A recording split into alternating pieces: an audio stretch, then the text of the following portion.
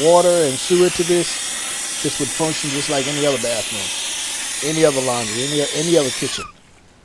But this is just for display purpose and giving people an idea on what it's like having an add-on bathroom onto your home.